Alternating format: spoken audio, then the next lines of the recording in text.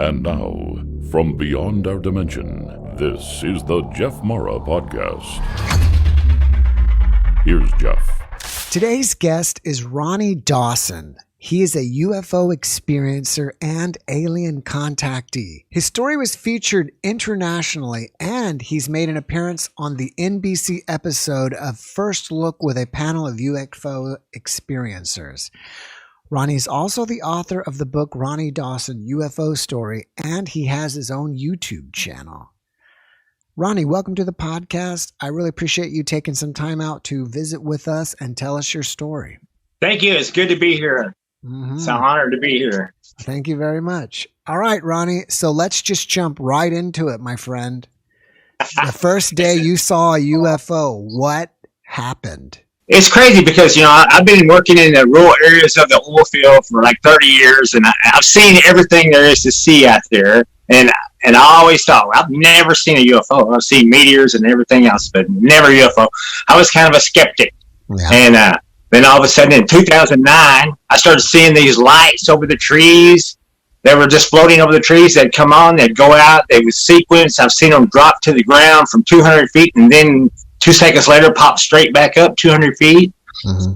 And then I've seen lights get joined by other lights, and then they all disappear together. And then later I started seeing some UFO craft associated with the lights. Mm-hmm. And I thought, man, there just wasn't anything using common logic that could explain what I was looking at. So I was thinking, it has to be. And I was reporting it to MUFON and stuff like that, but I was kind of scared because I'm a hazmat driver. Mm-hmm. And I was like, man, I don't want people to think I'm crazy or anything like that. I can't afford that, Right. When you were nobody wants a hazardous material driver that chases UFOs. Right. When you looked at those lights, how far do you feel those lights were away from you? Was it a long distance, or were they close and small lights? Yeah, they looked like they were stars, like they might be far away. And then all of a sudden they would just go out, and I'm like, oh, hold on. That wasn't a star. Stars don't just go out unless a cloud passes in front of them. Mm-hmm. And then I seen them move, start moving above the trees. And then I realized that what I thought was very far away was actually very close, like 100 yards away, moving over the treetops. And these treetops aren't that tall. And it was like, okay, that I don't know what that is. It's not a plane, nothing I could figure out, and then the light would just go out, And I'm out so far in the middle of nowhere, and I'm a drone pilot. I know what drones look like, and I would be close enough you could hear it. You could hear the blades on a drone. Yeah. And I'm out in the middle of nowhere. There's no house in there, and I wouldn't dare fly my drone out there because you'd lose it in the trees. At night, no way. Right. And and I just kept seeing these lights doing weird stuff, and it was like I'd always see them. It was like I work Wednesday nights, and every Wednesday night, sure enough, man, I'd see them. Wow. And then when I started seeing the craft, it got kind of spooky then, because the first craft I seen was a big black area over the top of this rural, I guess, vacation home or something. Mm-hmm. Nobody stays in it except about 2 weeks out of the year. And I seen this big, what looked like a cloud of black smoke over the top of it. And I thought maybe the place was on fire. So I said, well, I may have to call the fire department. Mm-hmm. So I came up to where I got a better look at it, and then I seen the UFO lights come on it, and then it started drifting away from the house, and I was basically following the thing, and I had this camera, and I was fixing to get a picture of it, and the lens opened, and then the camera just froze and died. And I know the batteries were good and everything, and I couldn't take a picture of it, and it just sat there. And I got a really good look at it. It was in the late afternoon. It wasn't even at night. And this thing was hazy black. You couldn't see anything on the surface of it. And finally, it just blinked out. I mean, it went from where you could see it. And this thing was huge. It had to be 50 yards long. And man, at 20 feet thick, maybe. Because, I mean, in the afternoon, I was probably within less than 300 yards from it. And it got hazy and just went clear, like you could see right through it. And I just figured it's probably still there. It just used some kind of a physical cloaking or something. Right. And inside the black smoke, these lights came on, the same white lights that I had been seeing all over the treetops and stuff like that. So, that was the first UFO I'd seen. And then I started seeing other ones too, and I couldn't get a really good look at them. And the frustrating part was MUFON had challenged me to get some pictures, and I had a camera with me, but every time I seen them, it's like this, you're looking at these guys, but these guys are looking back. And every time I would break out my electronic device and point it up, it would blink out. It would just like one of them tilted and then just took off. And it was before my camera could even get pointed at them. It was like whoever it was looking back, and they weren't about to let me get a photograph of them. They weren't going to sit there and just make it easy. Right. So did you hear them? We were UFO hunting, me and this buddy of mine. So I said, I've seen like 2 craft in the last 7 days. I said, help me get a video of these things. And I said, I had this high powered green laser. I said, I want to take this green laser and I want to shoot it around the craft to see if I can see the light being. I figure if it's been in the fabric of space, that the light would appear to be in, so maybe associated with the craft's propulsion system or something. So I was wanting my buddy to get the camera and video record it, and I wanted to shoot the green laser around the thing and see if we could record the laser beam beating. I mean, a 250 milliwatt laser is a pretty powerful green laser, a little more powerful than you'd want to use in a classroom, and it will shoot a visible beam at night for over 2 miles. So that's we didn't have to get all that close. I think that's one of those astronomy lasers. Anyway, yeah, it's pretty powerful. Let me stop you there real quick. On all these times that you saw craft, did you ever hear anything? Nothing, never. They never made not a whisper of a sound. Okay. I could hear my truck running, but not anything from the craft. As close as I was, you would have been able to hear something. Right. And the way they just hovered, and they moved real slow. They weren't in a hurry to get away. Now I've seen them. They tilted. I seen one of them tilt. It tilted, and then it made a sound like a fly would fly into your ear. Just a buzzing sound like that, and it was gone. I mean, the lights were on, and when they take off, the lights go out, and then you can't see anything.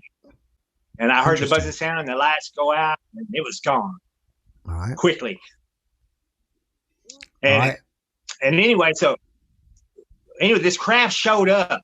It was a 4-light craft, and it looked like it was had to be like 75 yards long. It was a big one. And my friend seen it. He goes, "My God, man, look at it. What is that?" And I said, That's it.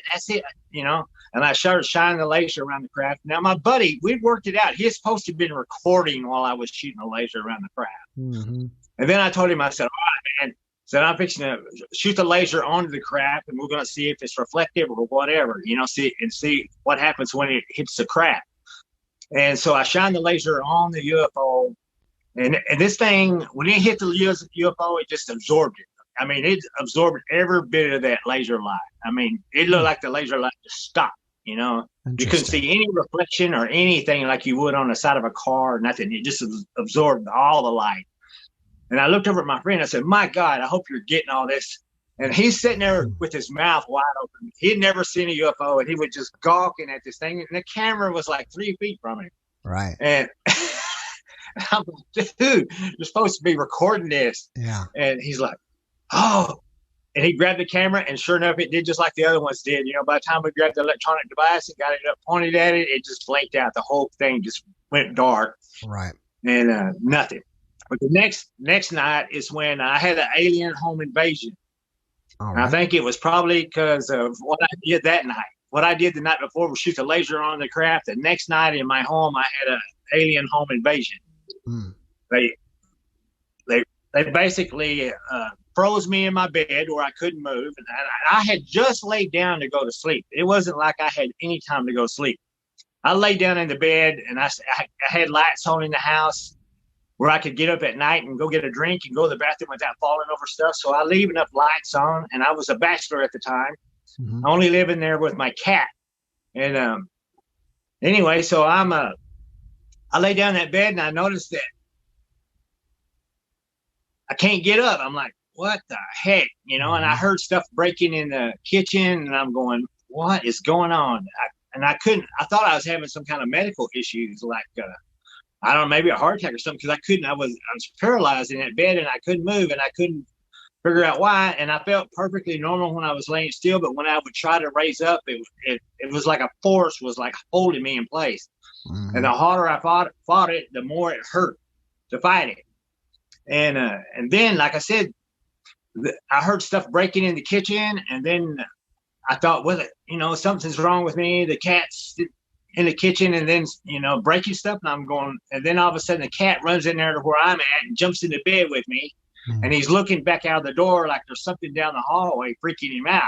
And then he's in the bed with me, and I'm still hearing glasses and stuff getting knocked over in the kitchen. So I know there's something in the house other than me and him.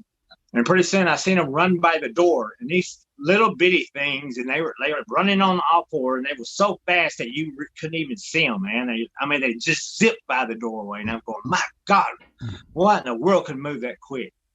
And then another one, there was like two of them in there, and they were zipping back and forth, like going one side of the room, back to the other side of the room. I could hear them opening drawers. They knocked over a lamp on the computer and broke the bulb in it. And they were just ransacking the house, it seemed like. And then I looked, and I seen one of them run sideways across my vertical wall. I mean, just sideways. It run up the wall and run right across it like gravity didn't even affect it. Wow. Then I seen one run up the wall and then push off the ceiling and come back down. And I was sitting there going, my God. As long as this has to do something with what went on last night. Right. I'm realizing now that, okay, I know what these guys are, and I know why they're here, because I shined that laser on their crap last night. Yeah, you got their attention. I saw some of the pictures in your book, and it looked like one was a drawing, kind of like a dog-like figure, something that was on all fours. Is that picture from your drawing what you're describing? That picture was a year after they invaded my house. I had a year after they invaded my house to the day they invaded my house. I was at work down around Coleman, Texas, and I seen a UFO down there. First one I had seen in a year. I'd almost thought I'd never see anything like that again. And all of a sudden I seen this UFO, and this thing, it blink out, blink on. It got pretty close, and man, I got some pictures of it. I was excited. And then all of a sudden, this thing, it looked like it landed on the ground, and I recorded a video of it, and it went about 200 yards and back down to the ground, and then it shot up in the air, and it went about a mile in 2 seconds. And I play with rockets. I know, how fast a rocket is. My rockets go 1,000 miles an hour, and this thing, they couldn't have touched what this thing did. Right. It went a mile in 2 seconds. I mean, my rockets take 3 seconds to go a mile. Wow. And I'm going, my God, man, that thing, and it stopped. It just stopped right where it went a mile and just stopped. And then the lights went out on it. And then all of a sudden they came back on again. This time this thing appeared over the field about 100 yards from me. And that thing started moving at me. And I've never had the lights like come this close. And so I started watching it with fascination, going, my God, what is it? What is it? I'm getting some pictures of it finally. And then I looked up and I seen this disc shape overhead blocking out the stars right over the top of my head. And man, it just sent me into a panic, because I didn't even think about it, the lights being associated with part of a disc crap. But when I looked up and I seen that disc shape moving over the stars, man, I tell you what, my knees started shaking so bad I couldn't hardly pull off a walk.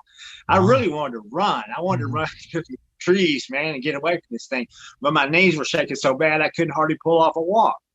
And I thought, well, I got to get down. I went off that tank, and I was just kind of hiding under the tank. And then I looked up and I could see the craft was over the top of me. And I thought, man, these tanks are explosive, and I've just pulled oxygen into them, making them more explosive. I was loading this load of crude oil. And I thought, man, I got to get away from these tanks. If this thing blows up, I'm going to burn to death. Right. So I walked a little ways from the tank and hid up behind this metal separator. And then all of a sudden, these big white lights came on in a compartment underneath the disc. And as scary as it was, I was too scared to run. But I managed to get my camera out with my shaky hands, and I held it still as I could. And I snapped a picture of that thing, of the compartment. And in that compartment, there's something looking out of that porthole window. And this something is not human. Let's go back to the first time you saw them in your house. I was just trying to see what they look like.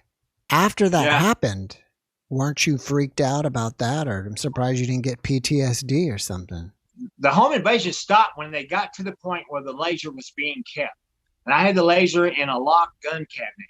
Okay. And like I said, one of them stopped right in front of the door, and this thing looked like it was about 2 feet tall. It had like a humanoid looking face, but it had an exoskeleton that looked more like an insect, and the hands on this thing looked like an insect. All right. And it run on all fours, and it stood up slowly on the back two legs, and this thing had an exoskeleton on it. And the exoskeleton, this thing's 10 feet away.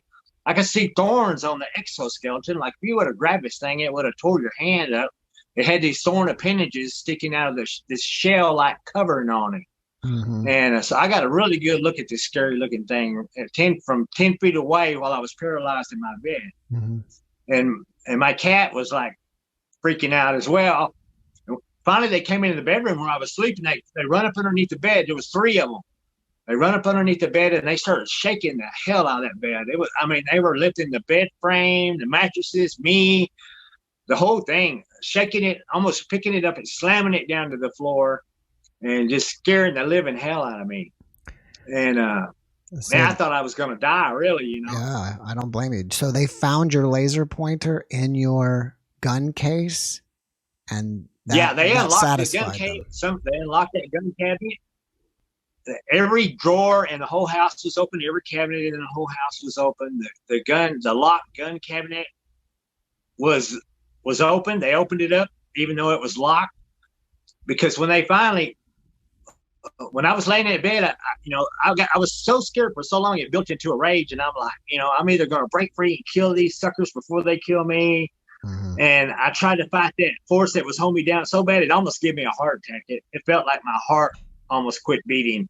And I laid back in the bed. I just said, okay, I'm at your mercy, boys, because there ain't nothing I can do. But mm-hmm. I had tried to get up, and I was really angry. I was going to scream and grab this golf club out of the corner, because I know I got a gun cabinet right here, but I know it's locked. Yeah. And it's not, I ain't got time to go looking for the key to it. Right. And so I wanted to grab this golf club, but I couldn't do it. I had tried. I couldn't do it. And so I just laid back in bed at their mercy, and then I heard them go over to the gun cabinet. I heard them digging around over there, and I realized that they had gotten it open, and I thought, okay, they're taking the laser. It's all about the laser. And the funny thing is, when they released me from being frozen in that bed, my body was like a robot. I jumped up out of that bed, and I cussed, and I grabbed this golf club, and I was mad. Mm-hmm. I had tried to do that 5 minutes earlier. It was like they blocked the signal from my brain to my body somehow. Mm-hmm. And when they released me, that signal got processed. And it freaked me out, because it was like my body was acting like a robot, without me giving it permission to do this. This is something I tried to do 5 minutes ago. But anyway, I had the golf club in my hand, and I was mad as hell. And I thought, well, might as well go on an alien hunt. So I went walking through the house and seeing everything opened up, every drawer, every cabinet, and the whole place was opened up. There was some stuff knocked over and broke. And when I came back in there, I seen that the gun cabinet was open, and I almost was kicking myself, like, man, I've got access to guns right here, and I'm walking around with the golf club. And I was thinking, man, you could have had a gun. Anyway, I looked over there in the gun cabinet, and I thought, that's where the laser was. And I bet that laser is gone. Well, I got up in there and looked around, and there's a laser. They did not take it. Now, whether they looked at it, I don't know.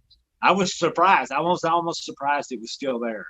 And maybe they did just examine it and left it. I don't know. Right. But I thought it'd be gone for sure, but it wasn't. Right. But it was a year later that they come back a year later at work, and that's when they approached me at work. Well, okay, this thing, it had me so scared that finally it started backing away, because I thought I was fixing to get taken. This thing started backing away, and then the lights went out. But then I could hear a military jet coming, and it passed right over the top of me. I mean, I could see the jet itself pass right over the top of me. Wow. And it went right to where the UFO was. And I thought, it's fixed to be a fight. It's fixed to be a collision or something. Well, the jet just made a big sweeping turn and headed back to Dallas Air Force Base in Abilene. And I thought, well, I thought the Lone Ranger had come to rescue me, and all they did was come over there and just made a big circle and left.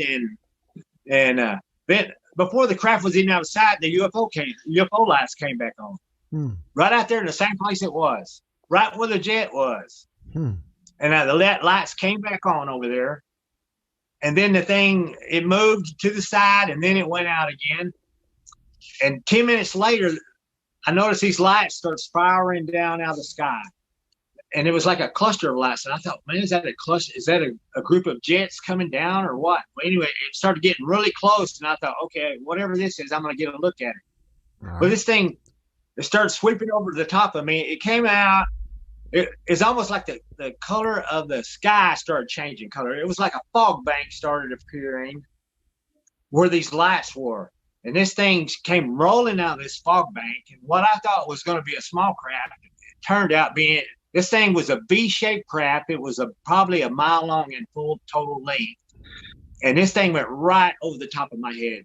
And I got a good look at it. It probably wasn't 500 feet straight up. Wow. It was a V-shaped mile. Each half of it was a half mile. Each half of the V was a half mile long. So this is a big craft. It filled the sky, blocked most of the stars in the sky. And if it would have fell to the ground, it would have crushed me, the tank battery, the truck that I was driving, the whole area. And there wouldn't be no hiding this thing. I mean, this thing, you'd have had, man, it's like an eighth of a mile thick. It was in a V shape, half a mile on each leg of the V. And this thing started going over the top of me, and it looked like solid rock on the bottom of it. So for a second, I thought it was a meteor. I thought, man, this is like the killer meteor just came in to wipe us out. But the thing was, this thing started slowing down, and then it almost came to a stop. And then in the front part that came over me first started tilting up. Then it was rising up in the air like a skyscraper. Then it was going straight up. And then when it got almost vertical, it shot off again. It shot off to the side, and it took off so fast that the steam and smoke that it had created coming into our atmosphere, I'm thinking this thing was cold, was hot or something, or it was cold from outer space coming in, and the warm air was causing fog off of it. It's what it seemed like to me. And when this thing took off so fast, you could see the fog and the fog rolling over the sides of it like water over a waterfall. Being swept over the sides of it. Wow. And this thing took off, and it went a mile, and it banked. And I had my camera out, and I was looking in my screen going, come on, show me something, because I knew from all the pictures and the video I had already taken, I was already getting warnings that my memory was full. This is 2011. This is before the smartphone. This was a flip. I had a Motorola flip phone, and it was about as good as it got back then. Right. Not many phones had video capability like this one.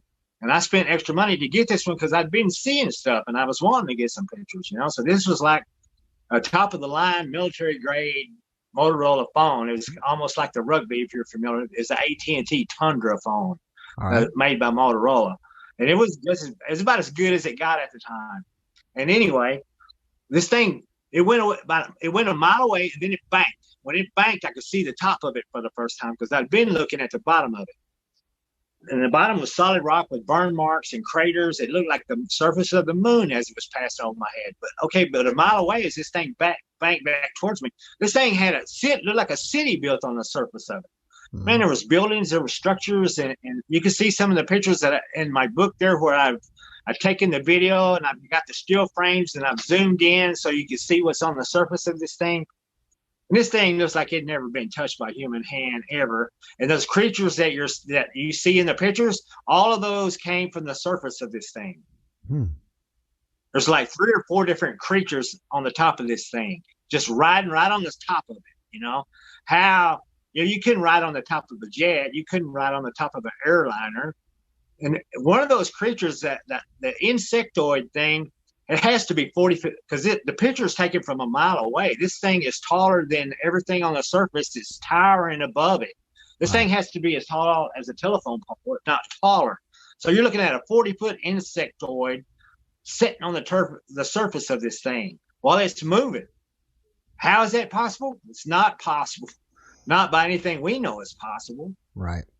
And the 4-legged creature that you were looking at from a mile away, that thing would have to be 20 feet long and 10 feet high, So these things are huge. Well, that's interesting how they change sizes because it sounds like they were much smaller, obviously, inside your house. But then on Yeah, the craft, well, I've seen so many different ones. Well, I found out later because finally, they finally contacted me in 2017. Okay. That was 2017. They made first contact, and that was a weird. It was very weird the way they did it, and the thing is that these guys are from where they're from. They're close to the galactic center, and there's a black hole very close to them. And I think they just save. If they find intelligent species that are fixing to die, they save them. It's like a rescue. You know, They find intelligent life, they rescue them. And then they all work like a federation together. They're like a federation of different species. It's the only thing I can figure. Well, how did they contact because you? there's so many different ones. Mm-hmm. It's none of them. I never saw a little gray alien like, the common gray alien. Mm-hmm. I've never seen one of those. Everything is different than those. Right. The little one's face kind of looked like that, but they were like only 2 feet tall, and they had this shell on them. That was. But their face kind of looked like the typical gray alien that everybody talks about. But I've never seen like the typical gray alien. Mm-hmm. And I've tried to get pictures every chance I've got. But in 2017, they paid me a little visit at my home. I was working nights, and I came home, and I was sleeping pretty late in the morning because I'd worked most of the night. And like I said, it's daylight. I'm still sleeping, probably 9 o'clock in the morning when all this happened. And anyway, I wasn't even dreaming. All of a sudden, I had this dream that there was somebody pulling on my arm, and then I slipped loose, and I fell back to sleep. And then all of a sudden, I thought, man, that was a weird dream. And then all of a sudden, it started happening again. There was like 2 females pulling on my arms, and then one of them looked me straight in the eyes and said, "Help us." And I thought, well, I'm stuck. So I struggled to get loose from whatever. I felt like they were pulling me out of a manhole. Right. And I struggled to get loose. And what they were doing, they were pulling my consciousness out of my sleeping body. They pulled me out of my sleeping body. And then the first thing, and I'm going, no, thank God, thank you. Thank you so much for helping me. Mm-hmm. And the first thing they started doing was apologizing. They said, "We're so sorry for disturbing your rest." Said, "We're not from your world, we're from another world. And we need to have a conversation with you. It's the reason that we came." And I looked, and I said, "What?" And I said, "I think they're talking about they pulled me out of my sleep." And I looked, there's somebody sleeping in my bed. I don't know for a fact it's me, right? Yeah. I'm going, what? Okay, somebody in my bed. I don't know who it is. Uh-huh. And then I realized I'm standing knee deep in my bed. Uh-huh. And when I tried to take a step to go look at myself, I fell forward, and my hand landed on my own knee. That was laying of the guy that's laying in the bed. And then all of a sudden, my hand went through. It was almost like I broke his leg, and my hand went through the bone, through the skin, and then I could feel the softness of the mattress underneath it. Well, I jerked my hand back, freaked out, going, "My God, what?" And so these 2 aliens are wading me out of my bed. Look, they were helping me out of my bed like I'm drunk or something. Right. And they helped me out of my bed, And then I realized, okay, I'm actually wading through my bed. And you have to realize where this place is at. It's like you have a little mass, but not very much. It's like you can sit on a bed or you can walk through the bed, and you can walk through a wall like it's not even there. And I'm sitting there having a conversation with this. And then the strangest thing happened. Okay, my wife comes walking through the bedroom, going to the bathroom, and I see her plain as daylight. Wow. I'm going, you know what? and I look, and they say, "We're from a different world." And I was looking at this one. I thought, my wife's playing a joke or what? And then I looked at the other one, and she was. They were both females, but one of them, her nose and her mouth came to like a cat's mouth, and she had whiskers coming out of her top lips that had been like clipped. And she had a mouth like a cat, but she had a face like a woman. And a body like 2 arms, 2 legs, stood upright. But when I seen her face up close, I'm going, oh, shit. Mm-hmm. They're not kidding. I don't think these girls are from around here. Right. And then I see my wife, and then my wife was walking back, and they said, this is where we watch the people of your world from. Said, "You cannot hear it." Said, They can't hear or see us. Mm-hmm. So we're here. This is where the people from our world are going to meet the people from your world, because we're safe from viral and bacterial contamination, and safe from physical harm. And this is where the people of your world and the people of our world are going to meet. And then sense. all of a sudden my wife comes walking back out of the bathroom, and she stops and she's looking towards our direction. She freaks out one of the aliens, and one of the aliens says it to the other one. She goes, "Can't she see us?" And the tall blue alien said, no, she's looking at him. She pointed at my body in the bed. And my wife paused for a second, and then she just continued walking.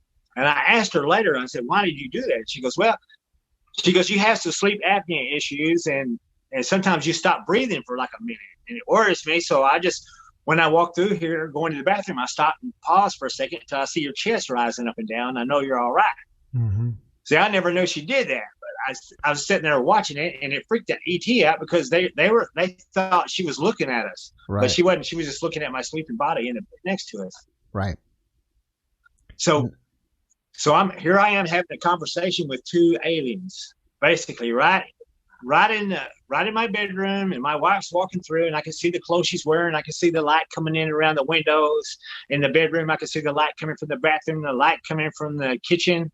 Everything looks just like I'm awake, but I'm not completely. When I looked at my hands, I could see my hands, and that the female cat lady, she was like holding my hand ever since she pulled me out of the bed. And I don't know if she was like afraid I would run away, or if she was just friendly or what, but her hand felt like she was wearing a welding glove. So when I looked at my hand, I could see my hand.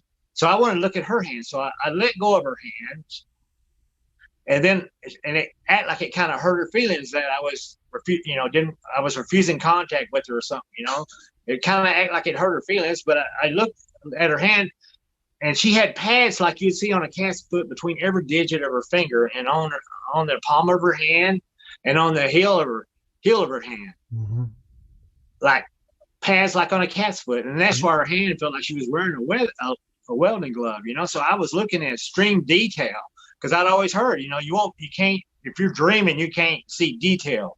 And so I was looking at detail, and I could see the detail of her hand perfectly well. But I'd heard it. They'd always told me that, if you ever get a chance to talk to ET, and I'd thought about this when I seen the UFOs and stuff, what I would say if I ever got a chance to contact them. They said, if you ever get a chance to talk to them, to ask them how they got here. Right. Yeah. I think Stanton Friedman told me. Mm-hmm. I was talking to Stanton Friedman at the Roswell UFO Festival, and he said, ask them how they got here. Mm-hmm. And so I said, can you show me? Can you show me how you got here? Mm-hmm. And she goes, and that, like, it kind of annoyed her that I would even ask, but she goes, yeah, we can show you. And she instructed me to walk through the wall. She goes, you can walk through the wall, but right where my wall is at, there was a picture over there with a piece of glass over it, and the glass was going to hit me right in the face. So I was afraid it was going to break and cut my face. So I was going really slow, and it acted like it aggravated her, like they were on a time frame, a short time frame. Mm-hmm. She goes, you're all right. Just go. Okay, well, I think there was some misunderstanding there. I think she meant for me to not walk through the wall, but to look on the other side of the wall. Because when I walked through that wall, I fell into outer space. I was in zero gravity, and I was doing this slow forward head roll. And off to my left, I could see this planet, and it had 3 major continents. It had thin oceans. It had the north and south poles of the thing were frosty, but it didn't look like it was covered with snow. And I could see that there was a big desert area, and there was like one very jungle looking area that was closer to where the ocean was. Mm-hmm. And I could only see one inland lake and one large river that ran from the lake to the ocean. Mm-hmm. And you could see that the ocean had thin beaches on them. And closer to the poles, it seemed like they got steep cliffs that went down into the water. So I was taking all this in while I'm floating in outer space just off the planet. I'm going, my God. And then up in the sky, you can see the galactic center. You can see all the stars trapped in the black hole's gravity. And you can see, it's in their sky. You can look at it. And there was, you think there's a lot of stars in our sky, but when you get close to the galactic center, man, there was like stars like you've never seen. Yeah. So I was like taking all the thing, going, my God, my God, my God. And then I thought I was looking at the sun, but what I thought was the sun, after I looked at it a little more, I think is their moon. It was the sun shining off one of their moons. And then this planet, you could almost see it rotating. And then all of a sudden, this little rocky moon comes floating by. I mean, it was like it was like barely even round, and it was floating by. Like it was a small moon that went floating by between me and the planet. And I was sitting there looking at this going, my God. And I'm doing this forward flip, taking all this in. I'm going, this is important. Take it in. And so when my head started coming up, I said, okay, I can't really see the planet and the other stuff now. So I'm looking back the other direction. I said, okay, now I can see where I came from. I could see what I just came out of. I come out of a ship or what? As I started coming back up, I could look at where I just came from. And it was a perfectly square black box that almost looked like crystal floating in an outer space with not a light on it anywhere. Just perfectly black square box. And I thought, my God, and then, the other day it was funny because the military jets off the coast of Florida, one of them filmed a black box flying by, and I'm going, yeah, I know what that black box is, and it's one of the videos that everybody's looking at. It's like the black box went right by the jet, and I'm going, yeah, I know exactly what that is. In fact, I've been in one. They just put it wherever they want you. They put it wherever they want it. It's like it's a Stargate. Oh, wow. They put this thing right there, and they just they can come right wherever it's at, and they just move it, wherever they want to go. Oh, that's interesting. And interact with, I guess when you go through it, you end up maybe in a black box off their planet. I don't know how it works really, but I know I was floating in zero gravity, taking all this stuff in, and I was starting to get sick. I started to feel sick to my stomach, man. And finally, one of the aliens grabbed my shoulder and pulled me back in my room. And I was, thank God, because I thought, oh my God, I had a feeling that I probably wasn't supposed to step out of the box. I was probably just supposed to look out of the box. But when I walked out of the box, I thought, I'm screwed, man. I'm stuck in outer space, some galaxy, God knows where, doing a head flip, from now to eternity. And I didn't feel cold. I didn't need air to breathe. But like I said, you're not in your human body. It's your physical consciousness that's existing outside your body. So you wouldn't feel heat. You wouldn't feel cold. You wouldn't need air. Maybe you couldn't die. I don't know. But I'm glad they grabbed me. They pulled me back in. That makes a lot of sense to me. And anyway, they started bugging me for they wanted a genetic sample. They started bugging me for a genetic sample. And I'm like, yeah, okay, all right, yeah, I'm happy. I said, and I told them I'd do anything. I said, whatever it takes for the people of my world and the people of your world to come to know each other. I said, I'm willing to help. I'm willing to help you do whatever it takes. Right. 1 second. And they said, we really need a genetic sample. 1 second. And I'm thinking, oh, boy. Before we get into it, just make sure we keep it PG so I don't get my podcast deleted. Right. Yeah. I think I know where you're going. It can go deep in the details, but we don't got to go that far deep into the details. Right. Yeah. But anyway, they got their genetic sample, and the other part that comes up that happened this year in February 2020 plays into that. Because I wondered, what are they doing with it? And she told me, she said, she said you should be, excited that that your seeds are going to start new worlds and stuff like that. And I'm going, well, and I said, yeah, but it's kids I'll never meet and worlds I'll never see. And I looked at them, and they kind of looked like, oh, that's too bad, but anyway, I said, we got to go, it's time for you to go back. And so I'm over here, and my body's saying, okay, well, how do I get back in this thing? Y'all had to pull me out. I don't know how to get. And she goes, just lay on top of yourself. You should.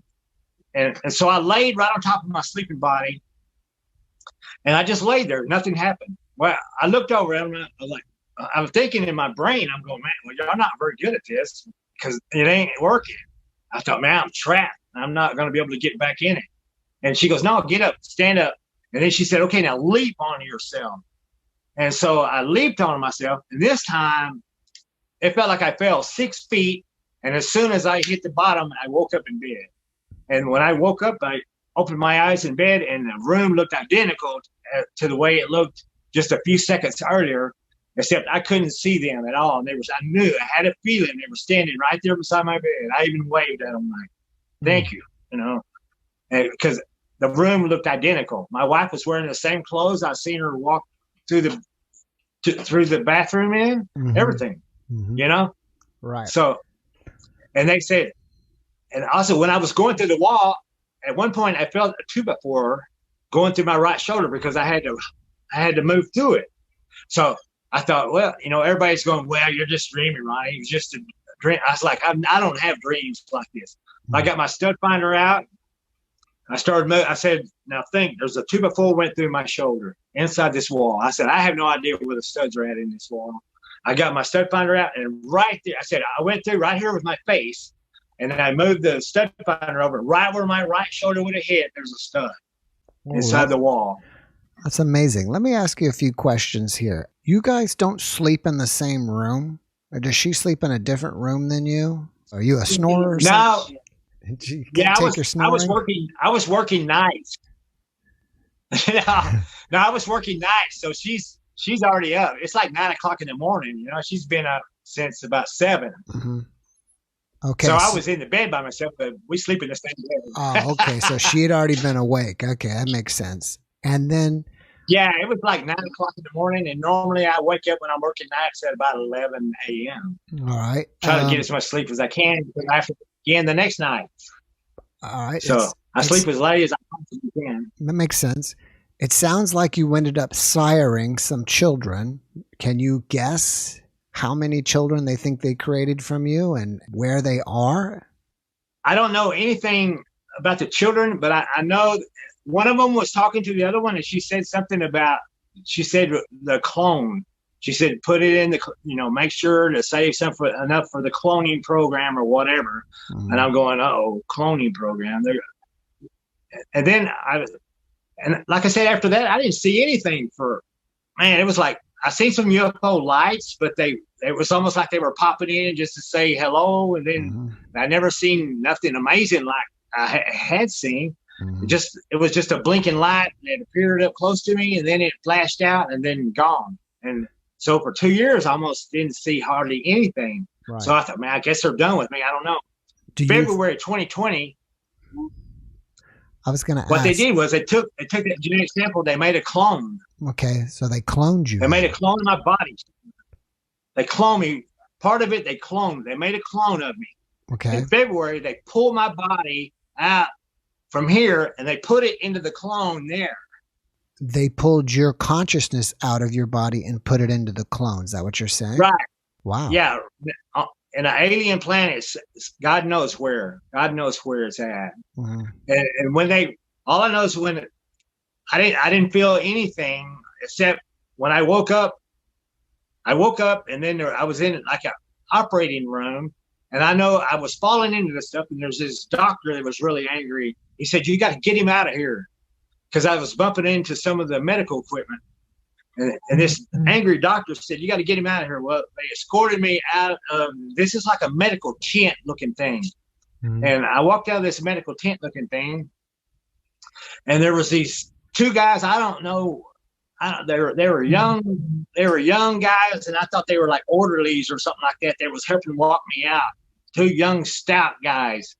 And then one of the people that was in the surgery room that had she had all the PPE on. It seemed like she was wrapped up in stuff. Like all I could see was her eyes, but by the size of her eyes, I could tell that she was 100% alien. She was definitely not human with eyes that size. And, and it looked like the same alien that I had seen from the visit in 2017, Right. Let me stop you here. The female cat alien is the one it looked like, but I couldn't see her nose because she had her face covered because they were covered while they were in that surgical place. But anyway, they led me out, and and my legs would work, and then they would stop working, and then I fell to the ground, and when I fell to the ground, it hurt when I fell, man. I hit the ground hard. I was flopping on the ground like a fish. My arm would work, my arm wouldn't work, my leg would work, and finally she came over. She said, "Look, just be still." She said your nerves and stuff have to align. She said, "You'll be all right. You just need to be still for a minute." And so I sat there, and then all of a sudden everything started working. My hands, my fingers, and everything started working. And I thought, okay, yeah, I think I'm good now. And so they helped me stand up, and I could stand up. Well, there's another guy there, and I could tell that these two young strapping guys, man, they were like, I don't know, I thought maybe they were clones or orderlies or something, but maybe they were other clones of somebody else. I don't know, but they were there. They seemed really anxious to help all the time, but they didn't seem like they were really, you had to really go into detail to what you wanted them to do. And once you did, they were more than willing to jump on it. They were almost too eager to do whatever you asked them to do, but they did, but you had to go into specific detail. And so I figured that they had to be like some kind of clones themselves or something. And anyway, there was a white guy there, heavy set guy, about 55 years old, and he had a weird accent, and he said his name was Jonathan Buells or something like that, mm-hmm. and he's from South Africa, mm-hmm. and I'm going, I've started to put two and two, like, what are you doing? These are aliens, and what are you doing here? Okay, right. I said, what are you doing here? Uh-huh. And he said, I guess you figured out that we're not on Earth. And I said, he said, look at that sun. He said, that'd be your first clue. And I looked up at the sun. It was in a broad daylight. Now you have to feel like there's rolling hills with grass. There's these white houses that look like 50 styles houses, maybe 200 of them. Not one tree anywhere, but these rolling hills, like you might be in, I don't know, like Kansas or someplace where they got grass and hills. No trees. I didn't see not one tree, but they got these houses. They got white picket fences around them all. They got roads that run between the houses, and everything's immaculate. But I didn't see anything like anybody was living in any of these houses. But everything was well kept, and I looked around, and the Jonathan guy's going, look at the sun. I looked at the sun. And our sun, you know how you can't look at it, it burns your eyes immediately. This sun, you can glare at it for a second. Right. Without it hurting your eyes. He goes, look, you can stare at it for a second without it burning. Well, it's much bigger than our sun. And you can almost see the fire coming off of it. And you can actually look at it for a second or two before it started hurting your eyes. Not like our sun. And it's much bigger in the sky. And I'm going, wow. I said, yeah. He goes, yeah, that's definitely not our sun, is it? Mm-hmm. And I'm going, no, it's not. And he said he's from South Africa, and so we're hoping we can find the guy, But like I said, there's so many. I don't know if he's alive. Maybe this guy died, and he's there now. I don't know. I have no idea, but I'm hoping I can connect with this guy. We're looking for him. Right. It'd be cool if I could find this guy. He goes, I know you. That would be very cool. That would be amazing. First of all, let me catch a question here from Rock Radio TV. Actually, there's a couple questions here. The first question was, what was the spear made out of? But you were in a box, not a spear, right? They're talking about a spear that there's a metal spear that one of my UFO sightings was a mile from this guy that lives. It's another UFO abductee, and he has this metal spear that come off a UFO from decades ago that he's had most of his life. Okay. And he wanted to meet me because I saw a UFO less than a mile from his house, and this guy's had UFO and alien encounters his whole life. His name is JeffMara. Okay. And anyway, Jim, he's got this spear. I said, that's a weird looking spear. He goes, it should be weird. It came off a UFO. And I'm going, I was going, Jim, are you telling me that this is like a piece of metamaterial off a UFO? And he goes, yeah. I said, how the hell did you come across that? He said, he lived in Taos, New Mexico. He said he was the local UFO guy around Taos, New Mexico about 20 years ago. And he said, there's a guy lives in $1 million ranch house. And he said a UFO came over their house and scared the living heck out of the family that lived there. They boarded the doors because they were afraid they were going to come in after them. And he said finally the next morning when they had the courage to go out, they went out in their front lawn. There's 11 of these big old balls laying on their front lawn. And they called Jim out there to talk to him. And Jim went out there and he goes, man. He goes, yeah, these things fell off of it. I guess we don't know where else they would have came from. And he told Jim, he said, you can have one if you want it, Jim. But Jim's had it ever since. Whatever happened to the rest of them, we don't know. And Jim said that the guy came back like 2 weeks later demanding it back. Almost, I need that back. I got to have that back, And Jim said, look, you give it to me. You let me have it. I want to keep it. And he had a big Indian friend that was there. And this guy was like a bodyguard. So these two big guys, they muscled up at each other. And he goes, no, you give it to Jim. Jim's going to keep it. So they had some words. And so Jim's had this thing all along. So here recently, I put it on YouTube, on my YouTube channel. You can go check it out. It's almost like the Bet Sphere. If you're familiar with the Bet Sphere, very similar to it, except this thing is larger. And it has some weird qualities where we put it on the floor and it rolled for like 7 minutes. Just for no reason, just back and forth, left and right. And after it rolled for like 3 minutes and just kept rolling, I told one of the guys, I said, man, we should be filming this. So this thing is like still rolling over there. Have you noticed? And they're going, yeah, that is odd. And so we cranked up the cameras and we started filming this thing rolling around the floor. And even when it stopped rolling, it would sit there and rock for quite a while. And you could just give it a little shove and it may roll another 3 minutes. So you just give it a little touch to help it. And then it will roll for another 3 minutes, Well, to answer his question, do you know, or did anybody ever get that investigated to find out what the spear was made of? Now we're wanting to get it investigated. I've even called TTSA has talked to me and they said they think they wanted me to prove that it's not I think it's an earthquake bearing. It's like a big bearing they put in their buildings in earthquake areas. But it's not. It's not solid. Those things are solid because they hold up, hundreds of thousands of pounds. This thing is not solid because it don't weigh enough to be solid. And it's got these metal sleeves. It's got these sleeves that are cut all the way through it. And my machinist brother-in-law, who's been in the machine business his whole life, says, for as old as this thing is, I don't know anything at that time that could have made a cut that precise. You can just barely feel the cut with your finger now. Wow. He said, that's a precision cut. He goes, I don't know anything that could do that. He said, we got stuff now that could do it, but 20 years ago, we didn't have anything that could do that. Right. And so, we're still looking for somebody to investigate it. We want to x-ray it.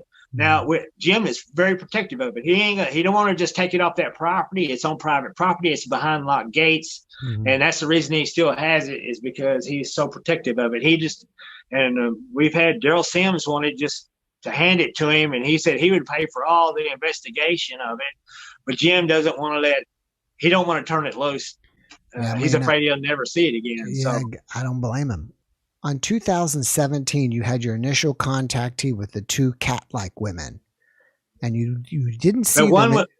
One was kind of cat-like, right? Right. And that was 2017. Right. One was. Right. The other one was female as well. And if so, what did she look like? She was definitely the cat woman. You could see she had big hair, like human hair, but you could see the tips of her ears poking through her hair. And then she, like I said, she looked like a beautiful woman in the face, except her nose came down to this cat's mouth. Right. And she had these whiskers that were almost like, they reminded me of porcupine quills that had been cut. Right. They were really stiff quills that were in her upper lip. Right. Yeah, I know that one. But what about the other one? She spoke English with her mouth, but she had a hard time making certain words. Like her mouth wouldn't want to make certain words, Right. So she had a hard time speaking English. The other one was tall and kind of blue skin, very athletic looking. All right.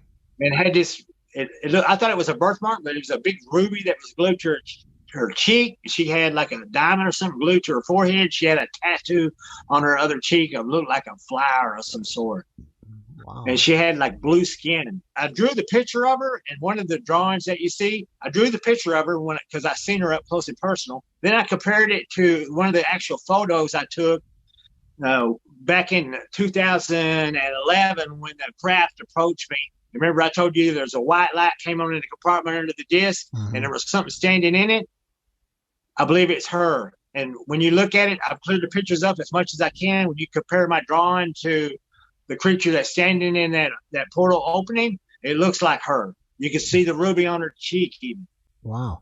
So I'm thinking it's the same alien. You just got visited recently. Were you asleep again when they went to go and test you out in your clone body? How did they bring you back over there again? When it come time to leave, she said, she said, thank you for helping us. And then the next thing I know, I'm back.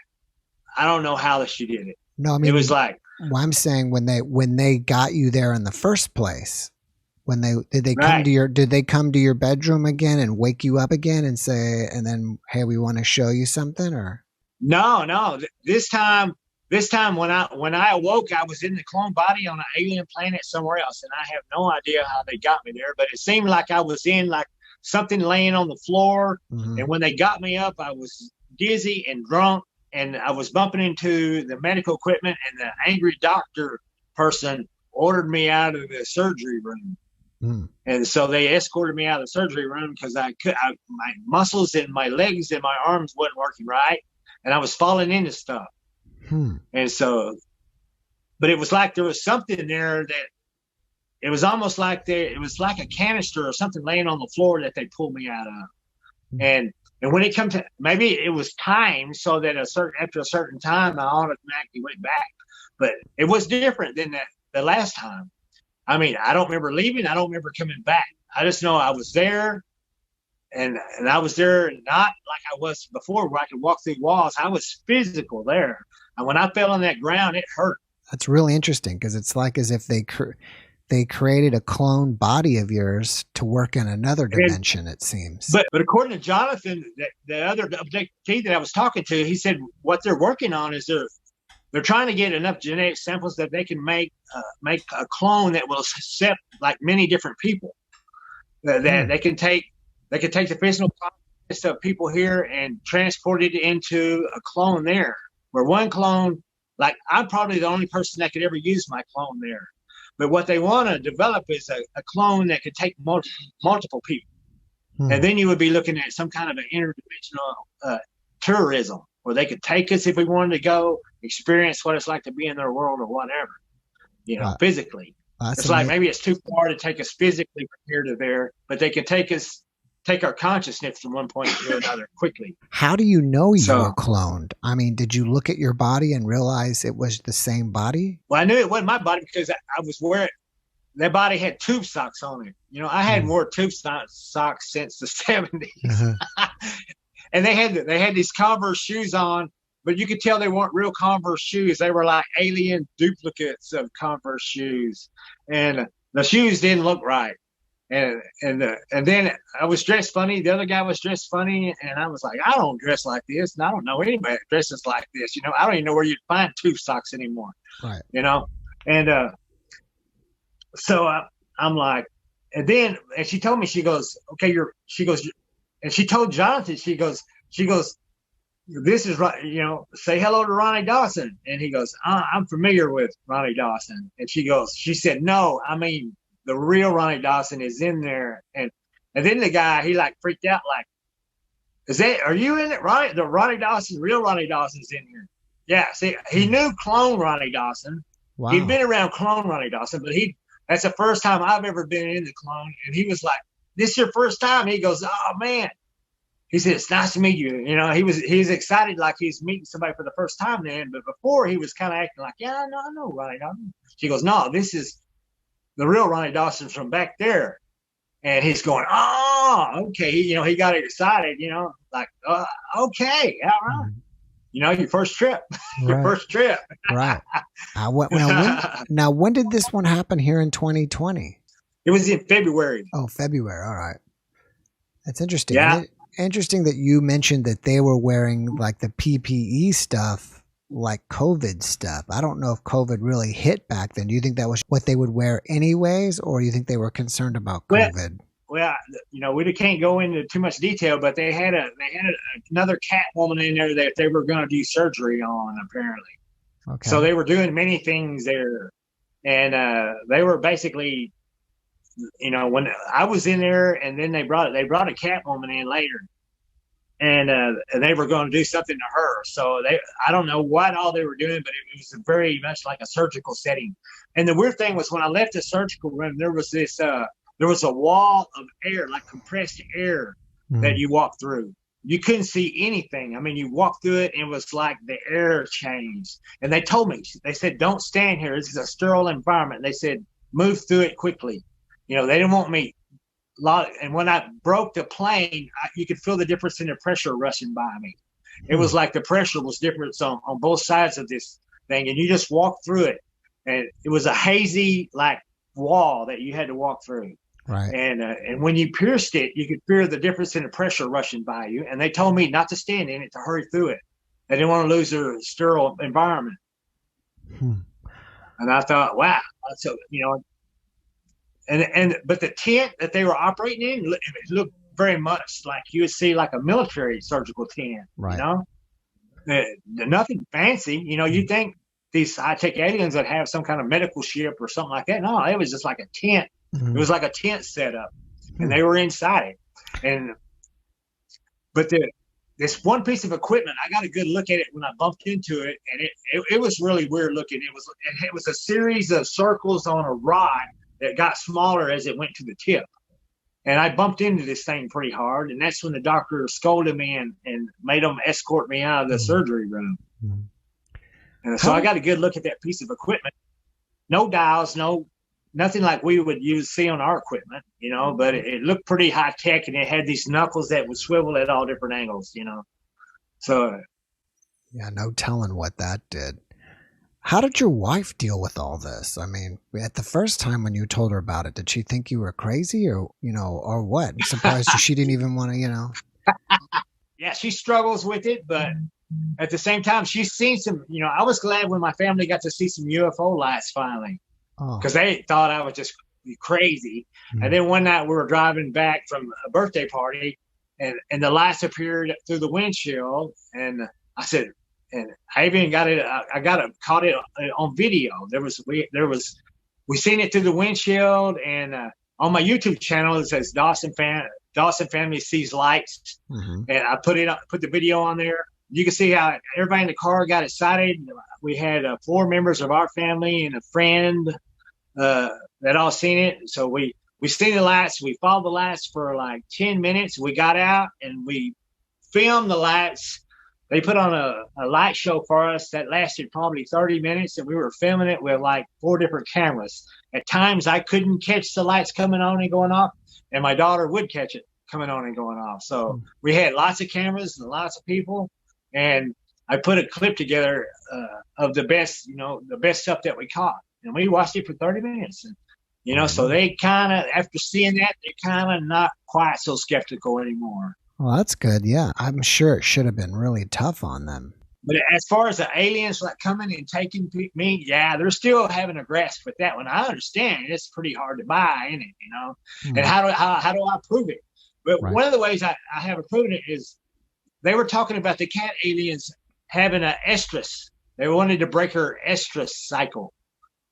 Estrus is not a term I've ever used. It's not in my vocabulary. I had no idea what it was, but I heard the alien use that term, and I had no idea what the hell she was talking about. But when I came back, I got the dictionary out and looked it up, and that's in Texas we call it the heat cycle of a cat. It's when the cats go into heat to be fertilized or whatever, right? And they call it the estrus cycle. I did not know that, but and do you ever in your dreams use words that you don't know, that are not in your vocabulary?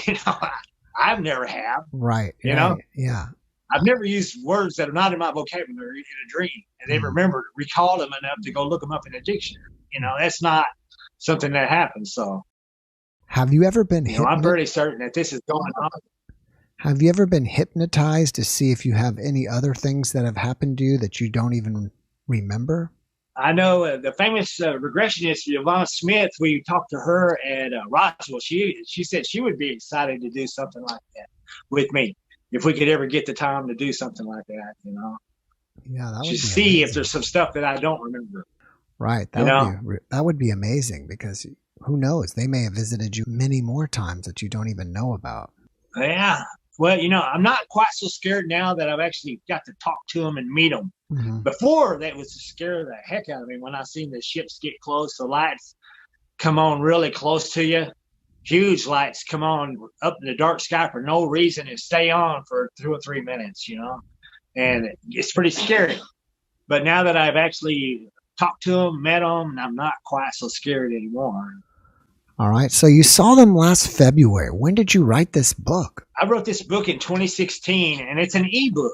Oh, wow. And I thought, well, I could write the ebook, and if new stuff happens, I'll just keep adding it. And so the 2020, I hadn't even got added to the book yet. And then come to find out, you can get the book on Barnes & Noble, you can get the book on Amazon, you can get the book at Walmart. I didn't know that they were making printing. I didn't even know they were making printing copies of the ebook. Oh, wow. I had to buy my mother one. My mother said, I got to have one of those. And I'm going, I didn't know we were selling printed books, They're selling them all over the place. Oh, that's amazing. It's just an ebook. I didn't know they could even print ebooks. They're printing my ebook and it's selling in Japan. I got royalty check the other day from Japan. So, that's awesome. That's amazing. And that's great that you can just I'm not buying, I'm making ice cream money. I'm not making new house and new car money, but right. Well, something's better. But I've got a chapter to add to it now. Like the last chapter I've got to add to it. I'm hoping to get it done here on my Christmas holiday. I hope I can get it's a wild story, yeah. I think it's a great story. And so I'm hoping that if I can get a hold of this Jonathan guy, it would really freak me out. If we could find this guy, we're gonna look for this guy, see if we can find him. He told me he's from South Africa. I think he's 55 years old. He's married, and he didn't tell me where he lived. He told me that he was there because what they did on my clone, they did a penile augmentation. Okay, and it freaked me out to realize that this thing had been augmented, and they'd done it for a reason. Right. And I know it's not my body, but they told me that they said your body back there, we had to. They said we had to protect our how they put it. She said we had to protect our interest, so we had to give you a little vaccination. Right. And I looked at my leg up there, and she goes, "No, it's on your body back there. We had to do it to protect our interest." And I'm going, and I didn't think about it, But when I came back, my wife said, she goes, "There's something on the back of your leg." And I looked on my back of my leg. There's this triangle and injection points. It's like 3. Mm-hmm. It's like a triangle injection point. I took a picture of it, and I'm like, and then I remembered. Oh, she told me. She said that they had to give me an injection of some sort, and it was right on the back of my left leg. Is that picture? I didn't even know it was there. I'd been scratching the heck out of it. No, this just happened. Yeah, this just happened last February. Oh wow, yeah, I'd like to see a picture. But I made sure to get a picture of it. Yeah, that'd be great. Well, maybe they were. A lot of my pictures you can just. I'm saying maybe they were already aware. You can go to Ronny Dawson UFO. Yeah, you can go to Ronny Dawson UFO on Google, and a lot of my pictures just make it there for some reason or another. A lot of them are there, So just look at Ronny Dawson UFO on Google Images, and you'll see a lot of the pictures, the stuff that are in the book and everywhere else. So maybe they shows up right there in Google. Maybe they already gave you some kind of vaccination that can keep you from, contracting any type of disease. That's the way they're protecting their interest. Well, my daughter had the COVID-19 in my house, and I didn't get it, so. That's amazing. So it makes me wonder if maybe that's what it was. It's like to protect me. Or if I didn't get it, it wouldn't kill me, or to make sure I didn't get it or something. So who knows what they did, Right. 1 second, Ronny. Something happened to your sound. Something happened to your mic is coming in like you don't have any bass in your voice anymore. It's all treble. And now, I don't know. We have a terrible internet signal here.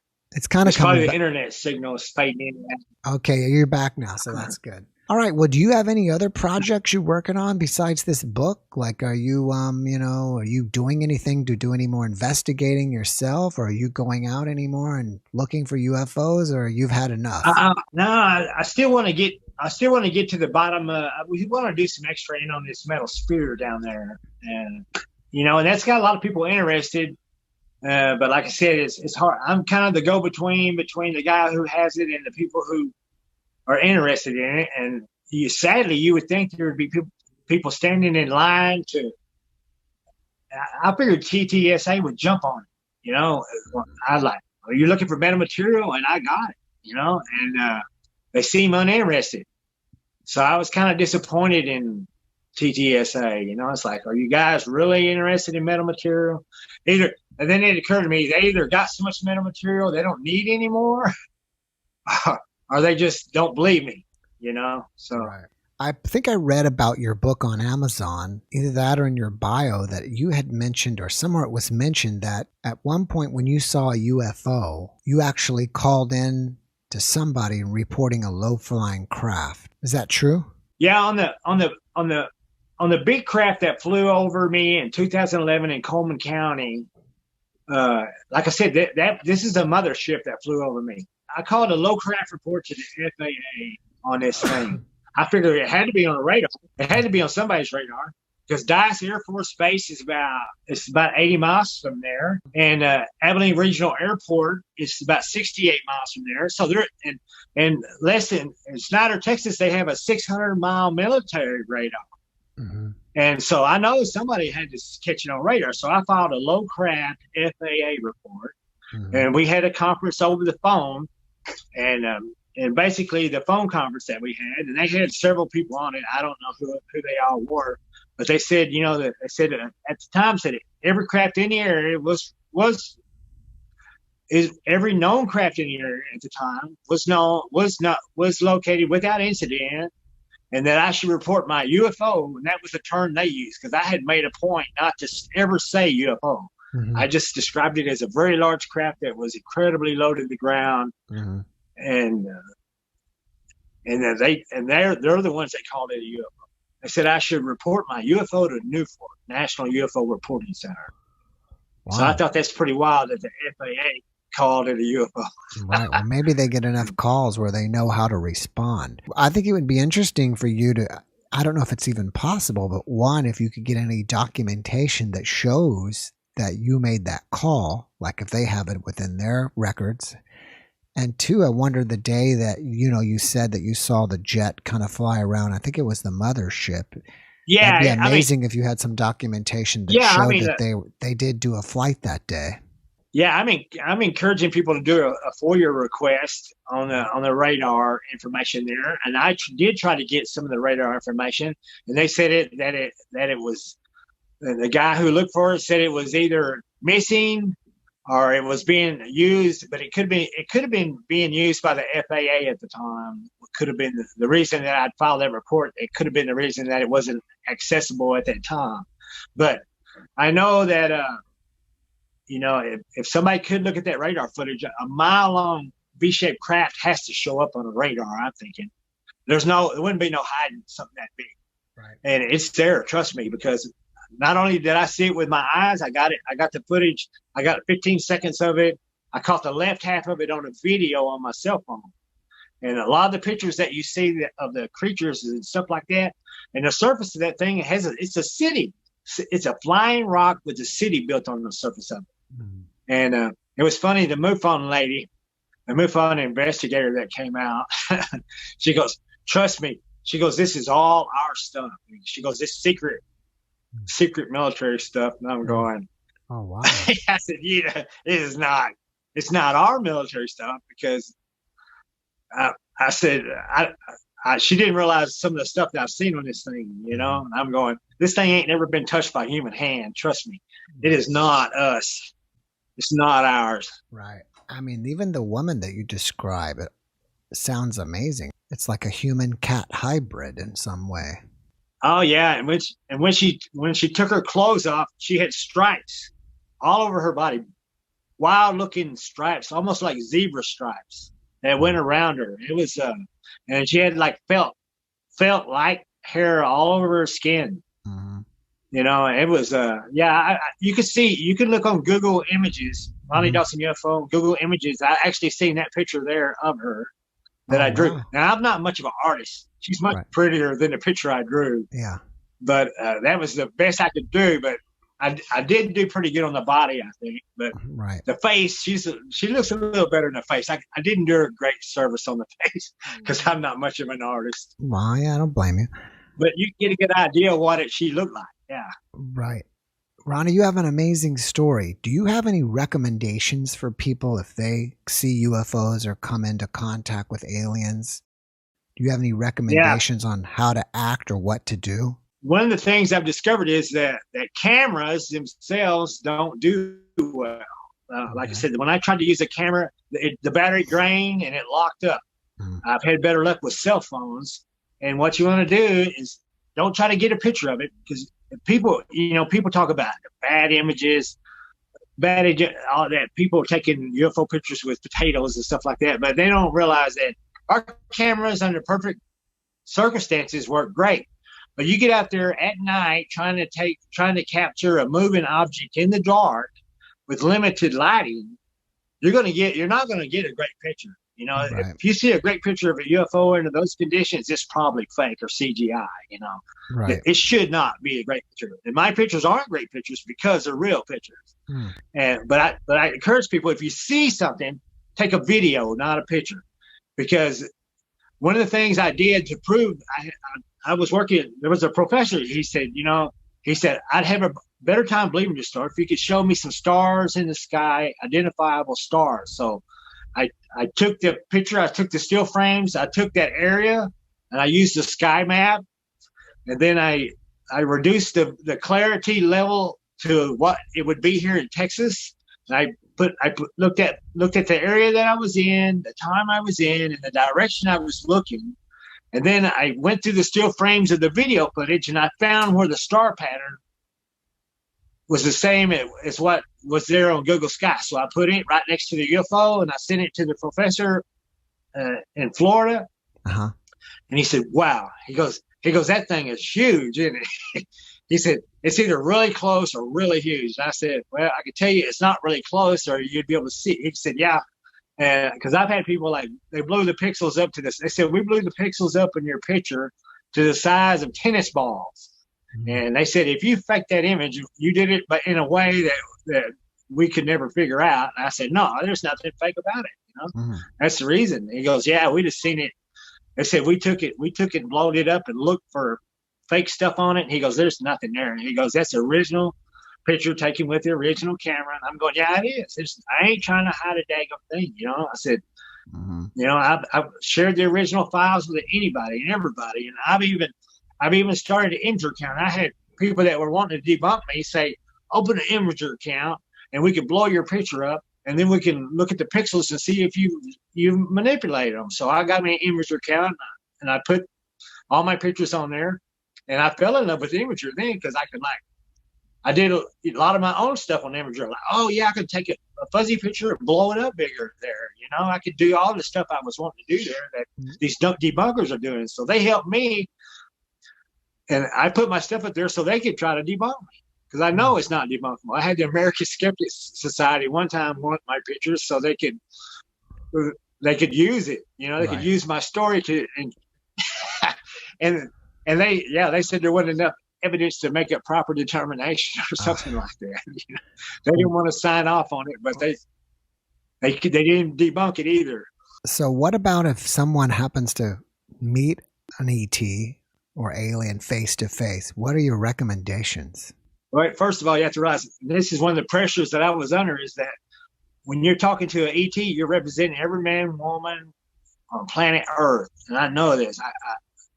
I mean, I don't voice any outrageous opinion or anything like that. I try to be helpful, be courteous, respect their request, and I offered to help, and then I try to go through with it. And they put me in some sticky situations, but I have done it without fussing or anything. I mean, they asked me to do some odd stuff, and I'll do it because I know the outcome of it will be good. I know the better relationship gets between us and them, the more likely we are to get total disclosure on who they are. But they told me a little bit about how they found us. They found us because of our nuclear testing shot light and radiation off their planet. Oh, wow. In other words, we punched a hole through they're like, wherever they're from is like, their space looks like our space, but I think space is like a folded blanket. And maybe our nuclear weapon punched enough light and radiation through the fabric of space that they detected it. And when they found us, and then they said they've been watching us since like the late 40s, early 50s. And they've been watching us for a long time and studying us and learning our language. And now, to the people of their world, they've realized that they have enemies. They fought wars, and they were first. They thought that we were maybe like part of some people that had attacked them. They were attacked through an interdimensional gateway, and that's how they got up to speed on that, was because they were at war with these guys that would they'd come through these interdimensional gateways and attack them without any warning. And so they had a terrible war, and the desert area on that one planet, she told me, that was destroyed in one of their wars. She said that's a wasteland that was destroyed by like a nuclear weapon that was used through a dimensional portal that was fired. And that's the reason we sent light radiation through there. And they also warned me, said one of the things they said, when we finally do meet with the people of your world, we're going to tell your governments that we have defensive measures set up, and if our nuclear testing sets off their defensive measures, it's not going to go well for us. Like they say, we're not taking them down. Like if our nuclear testing sets off their defensive measures, man, ain't no telling why. We'd probably pay a pretty severe price, because they're probably going to be shooting some nukes through that gateway, that dimensional gateway, right back at us, So. And they said, no, we're not willing to take them down. We're not going to take them down. You better hope. They better hope that they don't trigger them. Right. And I'm like, okay, that's between you and them. So, they're not evil, but they're not nice. They're kind of like we are. They're kind of like people are. They're good, they're bad, and they're both. Oh, that's interesting. They have the capacity of both, just like we do. Well, Ronny, you have an amazing story. I really appreciate you sharing it with me. I wish you massive success with your book. I hope it becomes really big for you, that you are buying houses and cars. So I appreciate you coming on the show. And hey, if you get visited again, you need to contact me, and we need to get you back on the show so we can talk about it, because it sounds very possible that they will. Oh yeah. I keep thinking they're not, they won't. And then it happens again, so I'm thinking, yes. Let's tell everybody again, your book is called Ronny Dawson UFO Story. It sounds like you can buy it everywhere, like Walmart.com, Amazon. Yeah. Do you have a website? No, I don't even have a website. You don't have a website? You have? Do you even communicate with the public per se? Like, do you have a Facebook page, or if people want to talk to you about your experience? I have a Ronny Dawson Experience Facebook page that you can go to. I have a LinkedIn account that you can contact me there. And like I said, a lot of my videos and stuff are on the Ronny Dawson YouTube channel. I think I have 1,200,000 views on it.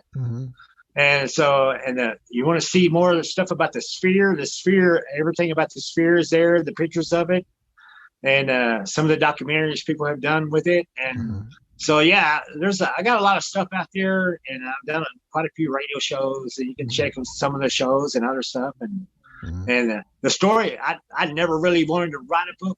It was the most frustrating thing I've ever done in my life.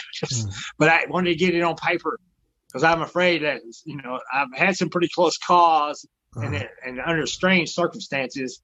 And it's almost like somebody's trying to take me out. And I thought, well, I'm going to put it on paper. And that way, if they do take me out, at least they can kill the man, but they can't kill the story. Right.